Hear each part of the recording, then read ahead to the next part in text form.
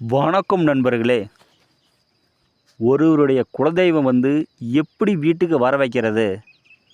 ஏன்னா குலதெய்வம் வீட்டுக்கு வரலனாலே நாம் எந்த தொழில் செய்தாலும் சரி நஷ்டம் ஏற்படும்,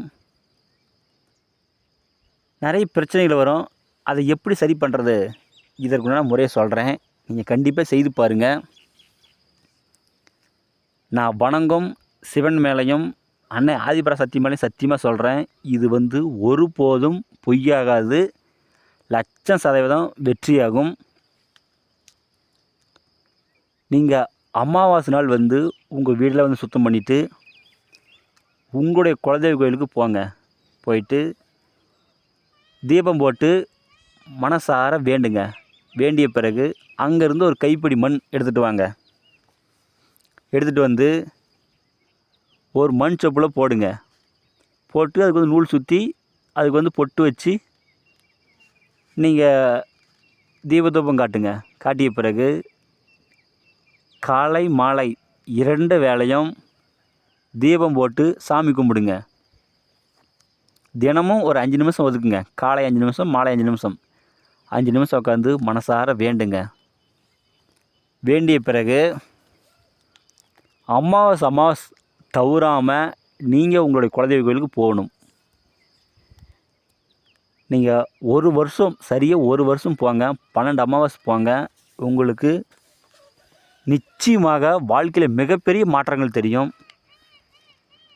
நீங்கள் பக்கத்தில் இருக்கிறீங்க, உங்களுடைய குலதெய்வ கோயில் பக்கத்தில் இருக்குது அப்படின்னா நீங்கள் வாரம் தவறாமல் போங்க. ஏன்னா உங்களுடைய குலதெய்வ கோயில் அந்த தெய்வத்துக்கு எந்த நாள் சிறப்போ, இப்போது எனக்கு வெள்ளிக்கிழமை சிறப்பான நாள்.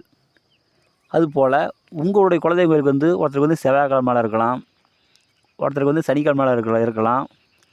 இதுபோல் ஒருவருடைய குலதெய்வத்துக்கு எந்த நாள் சிறப்பானாலோ அந்த நாள் தேர்ந்தெடுத்துக்கங்க. அதுபோல் நீங்கள் வாரம் போய் கூட தீபம் போடலாம், இன்னும் மிகவும் சிறப்பு. இது போல் நீங்கள் செஞ்சீங்கன்னா உங்களுக்கு எந்த பிரச்சனையுமே ஏற்படாது. நீங்கள் கண் கூடாகவே பார்க்கலாம். பெரிய பிரச்சனை எது வந்தாலும் சரி அது சின்னதாக முடிஞ்சிடும். இது போல் நான் பல பேருக்கு சொல்லிக்கிறேன், அவங்க எல்லாருமே இன்றைக்கி நல்ல நிலைமையில் இருக்கிறாங்க. இது போல் நீங்களும் செய்யுங்க. இது சத்தியமாக சொல்கிறேன், ஒருபோதும் பொய்யாகாது. நீங்கள் செய்து பாருங்கள். இது நிறைய பேர் கண்டு வெற்றியாக இருக்குது. உங்களுக்கு அப்படியே டவுட் இருந்தாலும் சரி எனக்கு ஃபோன் பண்ணி கேளுங்க, நான் கண்டிப்பாக சொல்லி கொடுக்குறேன்.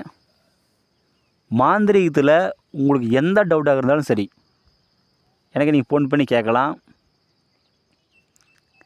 இந்த வீடியோ உங்களுக்கு பிடிச்சிருந்தா எல்லாத்துக்கும் ஷேர் பண்ணுங்கள், சப்ஸ்கிரைப் பண்ணுங்கள். மேலும் அடுத்தடுத்து நல்ல வீடியோ நான் போடுறேன். நன்றிங்க.